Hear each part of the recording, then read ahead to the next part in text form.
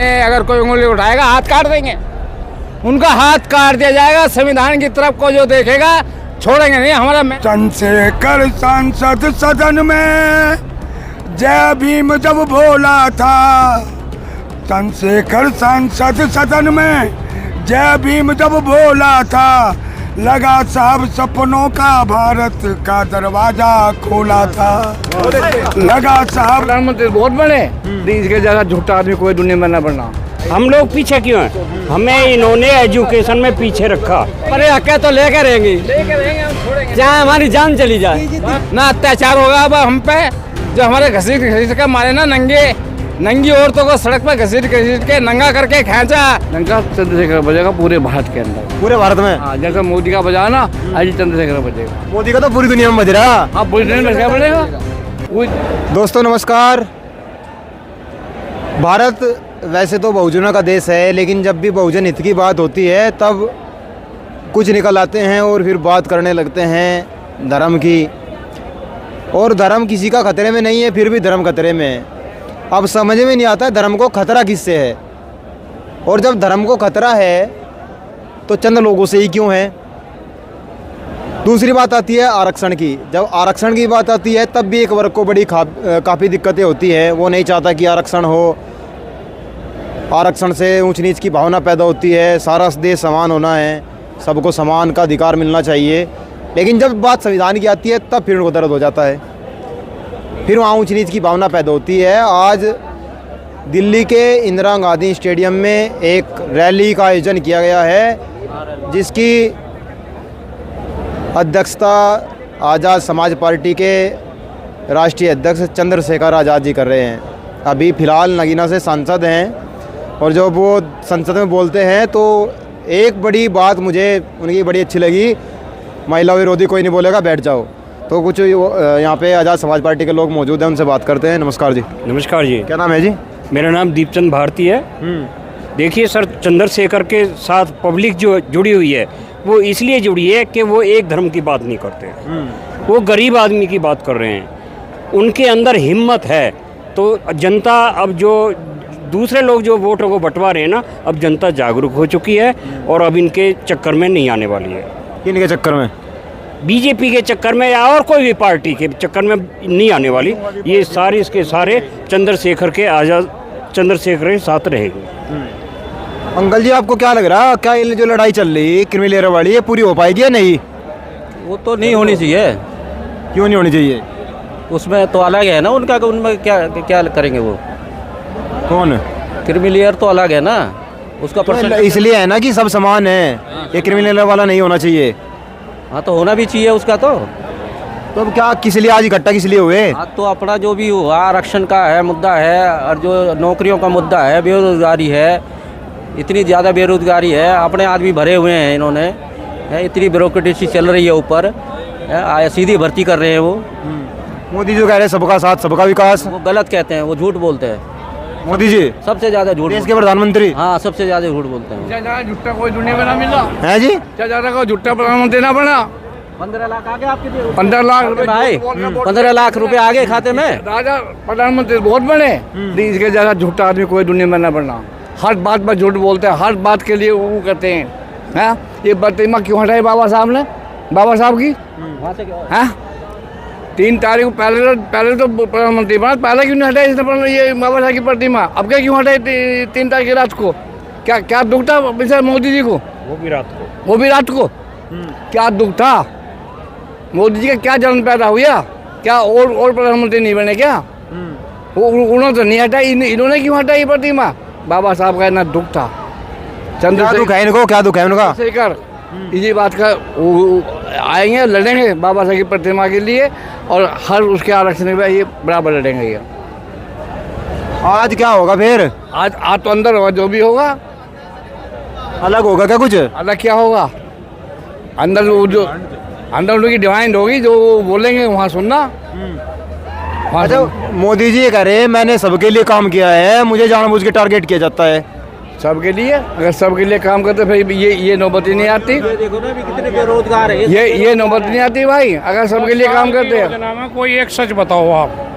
10 साल की योजना में 2 बार प्रधानमंत्री बन गए, वो तीसरी बार है। कोई एक सच बता दो, जब से उनका मैनिफेस्टो जारी हुआ और आज तक क्या एक राष्ट्रीय लीडर जो बताओ कि मेरे विदेशों में भी धाक है, उस पर बताने को कुछ सामान नहीं बचा, क्योंकि जो पहले बता दिया उन पर लड़ चुका, पूरे किसी के करे नहीं।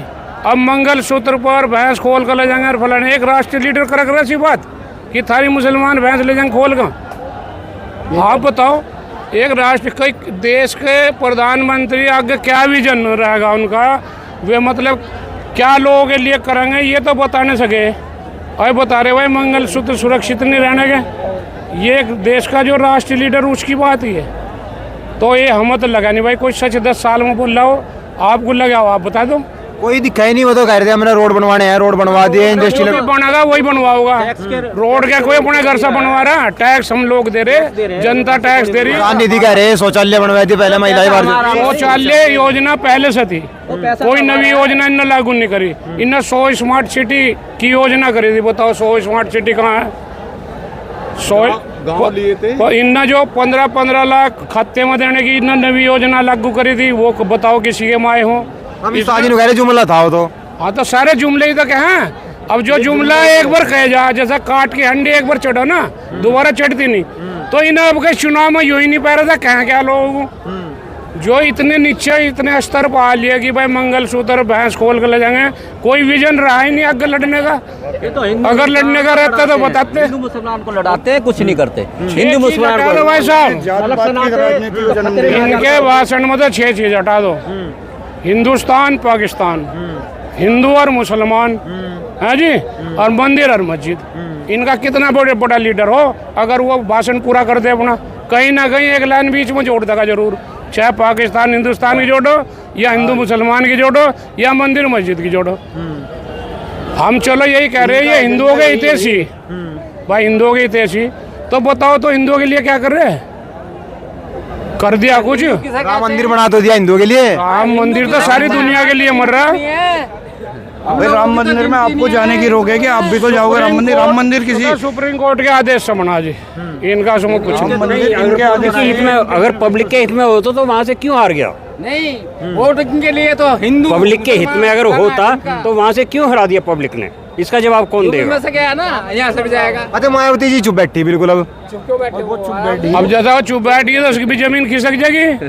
हम तो चाहे जो भी चुप बैठ जाओ। अगर बहन जी चुप बैठती तो 21 तारीख को ये इतना बड़ा पूरे देश में जन आंदोलन ना होता, भारत बंद ना होता, और वो सफल रहा है। तो आदरणीय बहन जी अपना काम कर रही हैं, जिसका समर्थन हमारे राष्ट्रीय अध्यक्ष आज़ाद समाज पार्टी चंद्रशेखर भाई ने भी किया है, और हमारे जो दलित नेता, समझदार नेता हैं, जो बिकाऊ नेता नहीं है, समाज का हितैषी हैं, उन्होंने समर्थन किया है। और आज भी चाहे बहुजन समाज पार्टी के हो, चाहे आज़ाद समाज पार्टी को, या मुस्लिम भाई हो हमारे, जो भी संविधान में आस्था रखते हैं, संविधान पर विश्वास रखते हैं, वो आज भी हैं और आते रहेंगे हमेशा। चाहे कोई भी आंदोलन हो, कोई भी रैली हो, उसमें बराबर भाग ले देंगे। देश हित में जो आंदोलन होगा उसमें सभी बिरादरी सभी साथ होंगे। हम हिंदू मुसलमान सब साथ होंगे, जो भी देश हित के लिए काम उठेगा।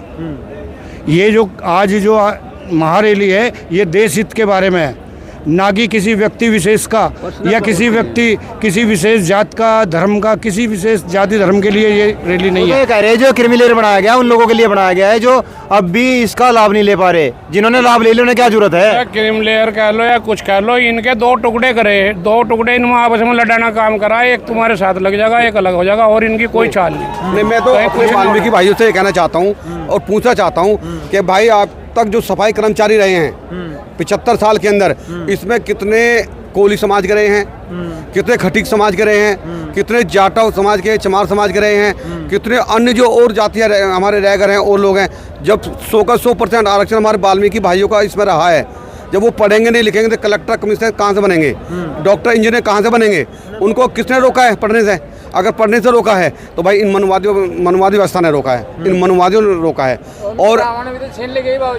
और मैं तो ये कहना चाहता हूँ कि अगर ये आज बीजेपी की आप बात कर रहे हैं तो बीजेपी बात तो मैं यहाँ तक कहूँगा कि जब रामनाथ कोविंद जी राष्ट्रपति थे तो उनको नहीं बुलाया गया उसमें, पार्लियामेंट के उसमें। और जब राम मंदिर का मामला आया उद्घाटन, तो हमारी जो प्रतिभा पार्टी वो ये हैं राष्ट्रपति ये इसमें नहीं बुलाया गया, तो ये कहाँ मानवता समानता की बात कर रहे हैं, कहाँ SC ST OBC माइनॉरिटी के लोगों को ये जोड़ने का काम कर रहे हैं। एक प्रधानमंत्री हो, राष्ट्रपति हो या उच्च पद पे हो, उनके लिए पूरा देश होता है, और देश का जो भी नागरिक है वोटर सपोर्टर है। मनुवादी लोग कौन हैं? मनुवादी वो हैं जो संविधान से नफरत रखते हैं और जिन्होंने कभी इस देश का जो मूल निवासी हैं, जो इस देश का मूल निवासी है, उसको अधिकार नहीं दिया, उसको हर चीज़ से शिक्षा से वंचित रखा, सम्मान से वंचित रखा, उसके मजदूरी देने से वंचित रखा, और उसको आज भी अपमान के जब आप लोग इतने मजबूत थे, दूर कैसे रखा? हम लोग मजबूत थे लेकिन हमें कमजोर कर दिया गया। तो राजा महाराजा रहे, तो फिर कैसे छीन लिया था ना आपका? सब छीन लिया राजा महाराजा, देखिए छिन जाता है। अभी कुछ दिन पहले कांग्रेस सरकार थी, कांग्रेस का राज चला गया। कुछ दिन पहले बहन जी की सरकार थी उत्तर प्रदेश में, वो भी चला गया। ये तो परिवर्तन जो है होता रहता है, लेकिन हमारे शासकों ने, हमारे राजाओं ने किसी का शोषण नहीं किया, किसी के साथ अन्याय अत्याचार नहीं किया, सबको समानता का अधिकार दिया और मानवता का अधिकार दिया है, मानवता से दिए हैं। और रही बात आपकी इसकी मोदी आम आदमी पार्टी की, मैं तो ये कहता हूँ दिल्ली प्रदेश के अंदर 3 सांसद बने हैं राज्यसभा, उनमें से सिर्फ वोट लेने का काम SC ST OBC और माइनॉरिटी के लोगों से किया, लेकिन एक भी सांसद इन्होंने ना SC का बनाया है, ना ST का बनाया है, ना OBC का बनाया है। क्यों? मैं तो आम आदमी पार्टी से ये पूछना चाहता हूँ, उनके लिए। कांग्रेस वालों से क्या कहोगे? राहुल गांधी तो पहले संविधान कर रहे थे, चुप बैठे। राहुल गांधी से हमारा कहना यह है, ये तो पहले भी हमारे बाबा साहब को हराने का काम किया, हमारे समाज को गिराने का काम किया, और ये हमारे ना तो कभी थे कांग्रेसी और ना हो सकते हैं हमारी हमदर्दी। तो अकेले कैसे जीत जाओगे? दलित कैसे जीत जाओगे? नहीं, दलित नहीं है, हम अकेले नहीं हैं, हम अकेले नहीं हैं। हमारे साथ जो मुस्लिम समाज है वो भी है, सिख समाज भी हमारे साथ है, और सभी लोग हमारे साथ है जो 2-4% को छोड़ गए, बाकी सब लोग हम एक हैं। तो संविधान को जिंदा रखने की जो बात चल रही है वो रख पाओगे? नहीं, तो संविधान को छेड़ के अगर किसी ने छेड़ने की कोशिश करते हैं या करी, तो हम उनको इस देश से नेस्तनाबूद कर देंगे और वहाँ भेज देंगे जहाँ से आए हुए हैं। कहाँ से रखे बता दो? भारत के नहीं है, बाहर के। मूल निवासी कौन है? मूल निवासी ये कहाँ से आ रहे मनुवादी? ये मनुवादी बाहर से आए हुए घूमने के लिए, उन्होंने हम पे कब्जा कर लिया। ये आदिवासी SC ST OBC सब है, समझे, जहाँ का इनका यहाँ का DNA ही नहीं आज तक भी इनके पास, तो ये है ही नहीं। क्या जी? उनका DNA अमेरिका का मैच कर रहा है। वो अमेरिका के प्रवासी हैं हमारे, वो यहाँ आके हम लोगों पे राज किया है उन्होंने। राज कैसा कर लिया? अमेरिका से आ गए यहाँ पे एकदम? देखिए राज ही तो कर रहे हैं, और क्या कर रहे हैं? डिवाइड एंड रूल हमारी कमजोरी, हमारे लोग अनपढ़ थे, हमें समानता का अवसर नहीं दिया गया। यहाँ तो नालंदा विश्वविद्यालय, तक्षशिला विश्वविद्यालय थे, अनपढ़ कैसे थे? नहीं थे, लेकिन उन्होंने ऐसी चाल चली कि वो उसको नेस नाबूद कर दिया ना। वो नेस नाबूद करने के बाद हम लोगों के साथ लड़ाने का काम करा। हम लोग आज यहाँ हैं, वो लोग राजा बन गए हैं, हम पे राज करने लगे। तो आप भी राजा बन जाओ, अब तो लोकतंत्र है। बनेंगे, उसी लिए तो ये आए हैं, और यही बात है। भैया मैं एक बात कहना चाहता हूँ, मैं रखी हम अपने संविधान के लिए मिट जाएंगे, लड़ेंगे, चाहे कुछ भी हो जाए, हम अपने संविधान को आँच नहीं आने देंगे, हम छोड़ेंगे नहीं। अब हम एकजुट हो गए हैं, अब हम छोड़ेंगे नहीं। अब ये संख्या बहुत है, अपने हक पे लड़ रहे हैं, वैसा ना लड़ रहे, अपने हक तो लेके रहेंगे, हम छोड़ेंगे, चाहे हमारी जान चली जाए। अब कहाँ रह रहा जान में कुछ? अब तो जान में भी कुछ नहीं रह रहा। नहीं रहेगा, क्यों नहीं रहेगा? क्यों नहीं रहेगा? अब हमारे नए जवान तो होंगे, हम नहीं होंगे तो हाँ वो क्या करेंगे? क्या जी? ये अपनी पीढ़ी के लिए लड़ तो रहे हैं, बाकी ये इनके लिए कुछ नहीं है, इनका शरीर डाउन हो रहा है। बाकी इनके आने वाली पीढ़ी उसको तो जागरूक करेंगे कि अपने अधिकार समानता कैसे लिया जाए। हमारा मेन मुद्दा है यही, हम अपने संविधान को आँच नहीं आने देंगे। अगर कोई उंगली उठाएगा हाथ काट देंगे, उनका हाथ काट दिया जाएगा। संविधान की तरफ को जो देखेगा छोड़ेंगे नहीं। हमारा मेन मुद्दा यही है बस, और हमारा मुद्दा और कोई नहीं है। ना अत्याचार होगा अब हम पे, जो हमारे घसीट के मारे ना, नंगी औरतों को सड़क पर घसीट के नंगा करके खींचा, वो नेता कहाँ चले गए उस टाइम पे? कहाँ थे वो? घर आए गए उनके बुलडोजर से, वो कहाँ गए थे उस टाइम पे? हम अब जागरूक हो गए, अब हम हटने वाले नहीं है। जैसे यूपी से हटाया ऐसे दिल्ली से भी हटा देंगे भाई। ये वो लोग हैं जो जब ये जुड़ जाते जिन्होंने तो क्राइम नहीं किया, जिन्होंने क्राइम किया उनका वहाँ से निकाल करके जेल के अंदर से उनका फूल माला और मिठाई से स्वागत कर रहे हैं। ये वो बेशर्म लोग हैं। कौन? बीजेपी वाले। आपको पता होगा, आपको पता होगा। पता तो सभी है, जिसे तो पता होता हम घर पे नहीं रहते क्या? जानने के लिए तो आए। वो लोग हैं। अरे और हम लोग पीछे क्यों हैं? हम लोग पीछे क्यों हैं? कोई बंगाल बनाता है। हम लोग पीछे क्यों हैं? हमें इन्होंने एजुकेशन में पीछे रखा, एजुकेशन में हमें आगे नहीं आने दिया। यही कारण है कि हम लोग अभी तक पीछे रहे और हमें इन लोगों ने यूनाइटेड नहीं होने दिया। लेकिन आज की डेट में जागरूक हो चुके हैं और हम इनके दांत खट्टे करेंगे और सारे इकट्ठे होके करेंगे, चाहे वो SC हो, ST हो, OBC हो, माइनॉरिटी हो, DT हो, सब इकट्ठे होकर के इनके दांत खट्टे करेंगे, इनको भगाने का काम करेंगे गवर्नमेंट से। अच्छा, उनका संघ भी तो बहुत मजबूत है, RSS इतना मजबूत है। कोई बात नहीं, हमारा संघ उससे ज़्यादा मजबूत हो रहा है भाई मेरे। हमारा संघ उनसे ज़्यादा मजबूत होने जा रहा है। हमारा संघ मजबूत हो चुका है और अब इनको हम बख्शने वाले नहीं हैं। नहीं, उनके भी तो बहुत सारे लोग हैं, आपके पास इतने लोग नहीं है ना। बहुत पहले से ही, वो बहुत पहले से ही हैं, उनके साथ तो बहुत पहले से ही हैं। क्या करोगे इनके रोकने के लिए? अब कौन है उनके साथ बताइए?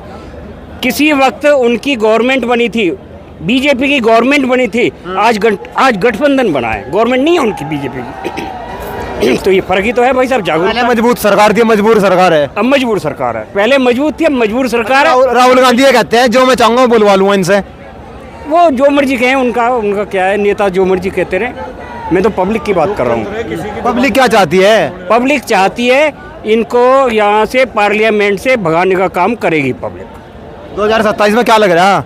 2027 में ये भागेंगे यहाँ से पार्लियामेंट से। पार्लियामेंट से कह रहे छोड़ने वाला नहीं हूँ। पार्लियामेंट से भागेंगे ये पहली दफा हो रहा है। एक महामहिम से इन्होंने बिल्डिंग का उद्घाटन, पार्लियामेंट का उद्घाटन नहीं कराया। वो बाबा जी जो देश को लूट के खा रहे हैं उनसे उद्घाटन कराया इन्होंने। ये पहला प्रधानमंत्री है जिसने ये काम करवाया है। तो लोगों को गुस्सा है। नया क्यों बनवाया? अच्छा, पार्लियामेंट, नया पार्लियामेंट क्यों बनवाया? ये उसकी गवर्नमेंट चल रही है इसलिए बनवाया उसने। जब मैं मान रहा हूँ कांग्रेस के टाइम में जब 155 लाख करोड़ कर्जा था, आज वो 205 लाख करोड़ से ऊपर पहुंच गया है। किसके ऊपर है ये जिम्मेवारी? कौन संभालेगा बताइए आप? तो चंद्रशेखर जी के बारे में क्या कहोगे अब? हाँ जी, इनके बारे में क्या कहोगे? सांसद है जो नगीना से, क्या लग रहा है, कैसा भविष्य रहेगा इनका? बढ़िया ही रहेगा, बढ़िया रहेगा तो लोग साथ देंगे, नहीं तो छोड़ देंगे। तो बताऊंगे कुछ। हाँ जी, डंका चंद्रशेखर बजेगा अब तो भैया, डंका चंद्रशेखर बजेगा पूरे भारत के अंदर, पूरे भारत में। हाँ, जैसा मोदी का बजा ना, आज चंद्रशेखर बजेगा। मोदी का तो पूरी दुनिया में बज रहा। हाँ, पूरी दुनिया में क्या बजेगा? पूरी दुनिया में बजेगा। अच्छा, आपको लगा है क्या पूरी दुनिया में डंका बज रहा है मोदी जी का? इसका है जी। वर्ल्ड में 100वां नंबर है चंद्रशेखर का। आपने न्यूज पढ़ी? 100वां नंबर है वर्ल्ड में, वर्ल्ड। चंद्रशेखर जी के लिए मैं गाना लिख करके लाया हूँ, अगर आप कवरेज करें तो। हाँ, गाना गाओ, बजाओ गाना गाओ। चंद्रशेखर सांसद सदन में जय भीम जब बोला था, चंद्रशेखर सांसद सदन में जय भीम जब बोला था, लगा साहब सपनों का भारत का दरवाजा खोला था, लगा साहब सपनों का भारत का दरवाजा खोला था। बहुजन खुश भय जीत देख अब मन में आस जग आई है, बहुजन खुश भय जीत देख अब मन में आस जग आई है। मोमडन दलित पिछड़े शूद्रों की सदन में होए सुनवाई है। धन्य नगीना के तुम वासी भेजा सांसद को डोला था, लगा साहब सपनों का भारत का दरवाजा खोला था। शपथ, अब इसमें पेचीदा बात है, उसे समझने की कोशिश करें। शपथ ग्रहण कर चंद्रशेखर ने बहुजन का मान बढ़ाना है, शपथ ग्रहण कर चंद्रशेखर ने बहुजन का मान बढ़ाना है।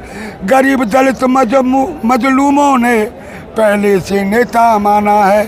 कर कमलों ने सांसद जी ने संविधान को भीम से तोला था, लगा साहब सपनों का भारत का दरवाजा खोला था।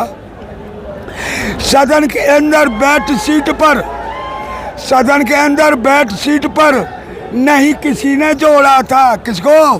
चंद्रशेखर जी को। अलग सीट पर बैठते रहे, विपक्ष बन के बैठे रहे, लेकिन ये खुशी नहीं हुई कि चंद्रशेखर की भी एक सीट हमारी विपक्ष में बढ़ जाएगी। सदन के अंदर बैठ सीट पर नहीं किसी ने जोड़ा था, ना मित्रवत साख बड़ी ना तो लगा करवाट थोड़ा सा। 72 घंटे में क्या सीखा किसने? चंद्रशेखर जी ने। 72 घंटे में क्या सीखा? नहीं किसी से बोला था, लगा साहब सपनों का भारत का दरवाजा खोला था। रोज रोज अधिकारों की बहुजनों की मांग वो करते हैं, सत्य अहिंसा दृढ़ता की तस्वीर सदन में रखते हैं। बहुजन की आवाज बनाए यही सदन में बोला था, लगा साहब सपनों का भारत का दरवाजा खोला था। और मैं आपको, आप सभी को, आपके दर्शकों को, आपके चैनल के जो देखने वाले हैं सबको जय भीम करता हूं। जय भीम जय भीम जय भीम जय भीम। और ये एक ऐसा नारा है जिससे आज के युवा बोलते हैं तो उनमें जोश भर जाता है। भले ही उनके बारे में लोग ना जानते हों, अच्छे से बाबा साहब को ना समझते हों, लेकिन जैसे ही ये नारा लगता है जय जय जय जय जय भीम जय भीम जय भीम, तब एक क्रांति उनके अंदर जाग जाती है। और ऐसे बहुत सारे महापुरुष हमारे देश में हुए हैं जिन्होंने भारत को एक नई दिशा देने की कोशिश की है और एक नई दिशा मिली भी है। जब तक भारत में इस तरह के महापुरुष पैदा होते रहेंगे तब तक भारत का नाम पूरी दुनिया में याद करता जा रहेगा और याद करते रहेंगे लोग।